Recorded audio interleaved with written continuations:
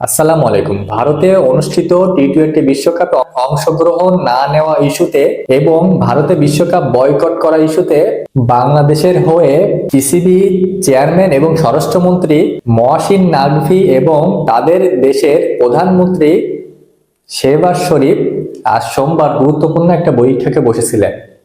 তাদের বৈঠকের মূল উদ্দেশ্যটা কি ছিল, যে তারাও বিশ্বকাপ বয়কট করবে কি করবে না সেটা নিয়ে একটা আলোচনা। এই গুরুত্বপূর্ণ আলোচনায় উঠে এসেছে কিছু গুরুত্বপূর্ণ তথ্য। সেই গুরুত্বপূর্ণ তথ্য চলুন এটা নিয়ে একটু আলোচনা করে দেখা যাক।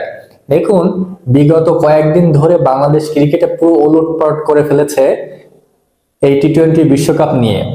বিগত প্রায় এক মাস ধরে অনেক জল্পনা কল্পনা শেষে শেষমেশ বিসিবি একবার ফাইনাল ডিসিশন নিয়েছে যে নিরাপত্তা ইস্যুতে ইন্ডিয়াতে বিসিবি খেলতে যাবে না এবং বাংলাদেশের বিশ্বকাপ খেলা বয়কট করেছে বিসিবি এবং টোটাল প্লেয়াররা কেউই আর বিশ্বকাপ খেলতে যাচ্ছে না ইন্ডিয়াতে। এটা নিয়ে বাংলাদেশ আইসিসি থেকে রায় আসছে, কিন্তু বাংলাদেশ আরো উপর মহলে পিটিশন করেছে এবং সেটার রায়ও খুব তাড়াতাড়ি হয়তোবা চলে আসবে।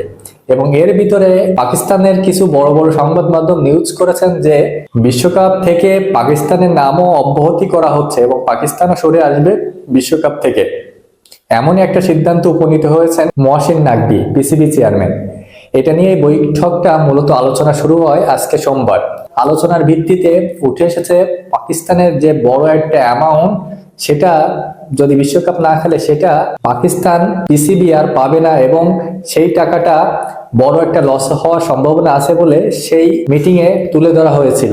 এবং মিটিং এ এটাও বলা হয়েছে যে ভারত পাকিস্তান যে ম্যাচটা আছে সেই ম্যাচটা যদি পাকিস্তান বয়কট করে তাহলে উল্টো ভারতের অনেক বড় লস হবে এবং আইসিসির বিশাল একটা অ্যামাউন্ট ধস নামবে। এবং এমনও কিছু কিছু সংবাদ মাধ্যমে বলা হয়েছে যে পাকিস্তান যদি বিশ্বকাপে ভারতের সাথে না খেলে তাহলে ইন্ডিয়াতে নরেন্দ্র মোদী স্টেডিয়ামে, যেখানে 1 লক্ষ লোকের ঠাঁই হয়, সেখানে ইন্ডিয়াকে খেলতে হবে উগান্ডার সাথে এবং উগান্ডার সাথে খেলা হলে কয়জন দর্শক দেখতে আসবে এবং টিভি শর্ত থেকে কেমন অ্যামাউন্ট পাবে সেটা আসলে বোঝা যাচ্ছে এবং বিরাট অঙ্কের একটা ধস নামবে বলেই আশা করা যাচ্ছে।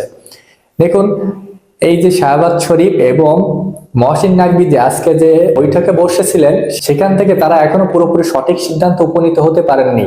তারা আবারও সেকেন্ড টাইম আবারও মিটিং এ বসবেন শুক্রবার বা সামনের সোমবার। ফাইনালি ডিসিশন জানা যাবে, কারণ শুক্রবার এবং সোমবারের ভিতরে ফাইনালি প্রত্যেকটা দলের কখন তারা বিশ্বকাপে অংশগ্রহণ করবে, কখন কোন হোটেলে থাকবে, কখন কোথায় যাবে, সবকিছু আইসিসি ফিক্সড করে ফেলবে। সো এর ভিতরেই ফাইনাল একটা ডিসিশনে আসবে পাকিস্তানের পিসিবি এবং তাদের দেশের প্রধানমন্ত্রী। এবং প্রধানমন্ত্রীর তরফ থেকে এখানে বলা হয়েছে যে বাংলাদেশের স্বার্থ অনুযায়ী আমরা এখানে কাজ করব বা কথা বলবো।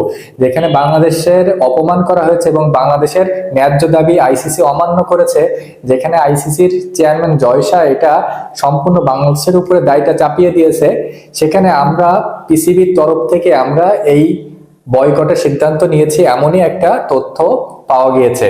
এবং আপনারা জানেন যে আইসিসিতে একটা ভোটাভুটি হয়েছিল, সেখানে শুধুমাত্র পাকিস্তান আমাদের পক্ষে ছিল এবং পাকিস্তান কড়া গলায় তাদের জানিয়েছিল যে আমরা বাংলাদেশের পক্ষে আছি এবং বাংলাদেশ যদি এখান থেকে বয়কট করে তাহলে আমরাও বিশ্বকাপ বয়কটের সিদ্ধান্ত নিতে পারি। এখন শেষমেশ দেখা যাক সোমবার বা সামনের শুক্রবার কি ডিসিশনে আসে পাকিস্তান, এবং সেই অনুযায়ী কিন্তু একটা বড় একটা ডিজাস্টার হতে যাচ্ছে এবারের বিশ্বকাপ।